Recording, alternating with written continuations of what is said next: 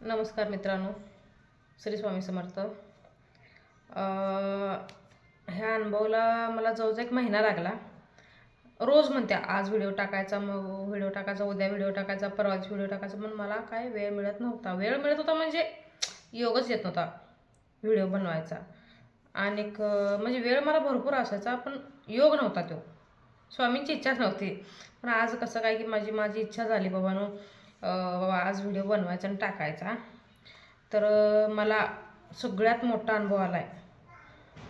सगळ्यात मोठा अनुभव असा आला आहे की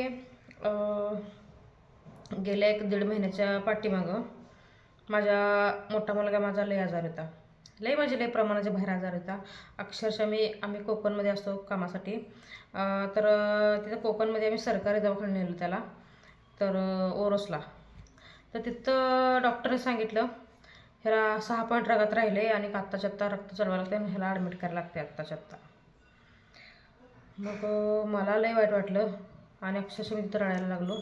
मला काय समजणार, मला काय सुचनाच, काय करून काय नको. कारण का ह्याच्या अगोदर आमच्या वडिलाला रक्त कमी झालं म्हणून मी त्याला सांगली सिव्हिलला ॲडमिट केलं. आमच्या वडिलांना त्याला म्हटलं त्यांना, माझ्या वडिलांना ॲडमिट केलं. तर तिथं शेवटी माझ्या वडिलांचं मी परत आणलं. कारण का आमच्या वडिलांना रक्त मॅच झालं नाही रक्त चढवल्यावर, आणि आमचे वडील एक्सपायर झाले तिथं, म्हणजे वारले. तर म्हणून मला त्या गोष्टीची काळजी लागली. मी म्हटलं माझा मुलगा तर वयाने लहान आहे अजून, त्याला रक्त कसं चढवायचं आणि रक्त मॅच होईल का पोराला माझ्या, असं मला काळजीला रडायला लागलो. तरी मग मी घरी आणलं मुलाला, माझ्या घरी आणलं. तिथं दुसरीकडं कोलते हॉस्पिटल म्हणून आहे तिथंच कोकणमध्ये, तिथं नेलं माझ्या पोराला. ती रिपोर्ट दाखवली. त्यांनीसुद्धा तीच कंडिशन, सेम तीच सांगितलं. त्यांनी म्हटले की तुमच्या पोराला आत्ताच्या आता ॲडमिट करायला लागेल आणि पांढऱ्या पेशी, लाल पेशी पूर्ण निम्म्यावर आहे ते पोराच्या, आणि आत्ताच्या आता तुम्ही ॲडमिट करा, नाहीतर का नाही ती 4,000 एक इंजेक्शन आहे तीच द्या. मग तेव्हा माझ्याकडे काय पैसे नव्हते त्या टायमाला, आमची परिस्थिती लय गरीब आहे सध्या. मग म्हणून का नाही काय केलं मी, तिथनं त्याला मी घरी आणलं. म्हणजे आम्ही खनिवर कामाला असतो ना, मग त्याला घरी आणलं. घरी आणल्यानंतर तिथनं 1-2-3 दिवसात मी पोराला गावाला आणलं, आमच्या रामपूर गावाला आणल्यावर तिथं मिजतमध्ये, मी एका डॉक्टरांचं नाव घेणार नाही, पण तरी पण एका डॉक्टरकडे आम्ही तिथं त्याला दाखवलं. त्याने म्हणले की पोराला रक्त वगैरे चेकअप करावं लागते. मग मी पहिला रिपोर्ट काय त्यांना दाखवलं नाही, कोकणमध्ये चेक केलेलं. मग मी दुसरं रिपोर्ट तिथं काढलं त्या डॉक्टरकडं. तर ते डॉक्टर बोलले अक्षरशः पोराला मस्त 13 पॉईंट रक्त आहे, पण पोराच्या रक्तात जंतू झालेत, ते डॉक्टरने सांगितलं.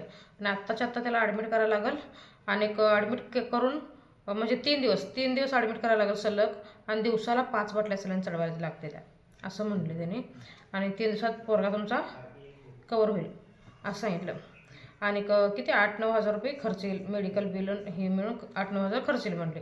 पैशाची काय विषय नाही, थोडा आपलं लेकरू आपण कुठं बी बिजार काढून पैसे आपण मुलाला घालू शकतो.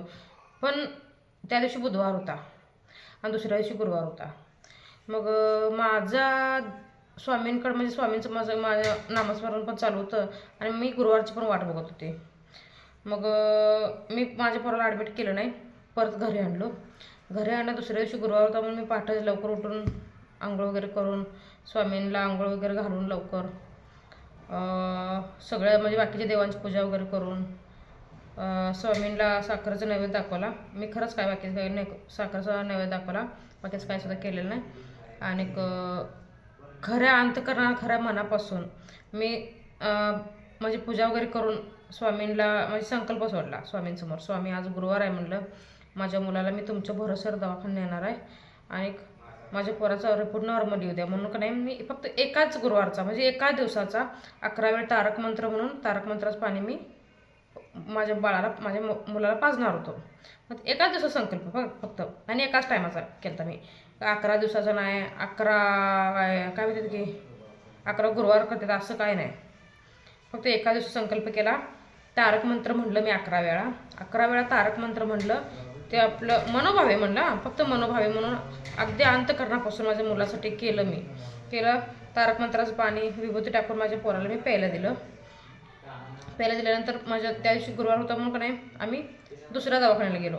ते दवाखाना पण सोडला, पहिल्यांदा जे गेलो होतो ती सोडला, दुसऱ्या दवाखान्यात गेलो. आणि तिथं पण ते डॉक्टर काय बोलले, पहिल्याचा रिपोर्ट कुठं आहे का? मी म्हणलं नाही. पण मी पहिल्या दवाखान्यात जे सांगितलं होतं माझ्या पोराला काय काय होते, तीच सेम सिच्युएशन मी दुसऱ्या दवाखान्यात पण तसंच सांगितलं. मग त्यांनी विचारले की पहिला रिपोर्ट काय आहे का? मी म्हणलं दुसरं माझ्याकडे काही रिपोर्ट ना पहिल्यांदा इथंच आणले आणि कोकणात अगोदर दाखवलेलं सांगितलं मी. मग त्यांनी काय म्हणजे असं असं माझ्या मुलाला होते मी सांगितलं. त्यांनी का नाही, त्यांनी म्हणजे रक्त लगेच चेकअप करायला लागते. मग हां चालतंय मला रक्त लगेच चेकअप करा. आणि अक्षरशः त्या डॉक्टरांच्या केबिनमध्ये गेलो, त्यांच्या तिथं पण तारक मंत्र चालू होता. स्वामींचा मोठा फोटो होता त्यांच्या केबिनमध्ये. शक्यतो डॉक्टर लोक जास्त लोक मानत नाहीत, पण तरी पण त्यांच्या केबिनमध्ये जतमध्ये केबिनमध्ये स्वामींचा फोटो होता. मग तिथं पण मी स्वामींना नमस्कार केला.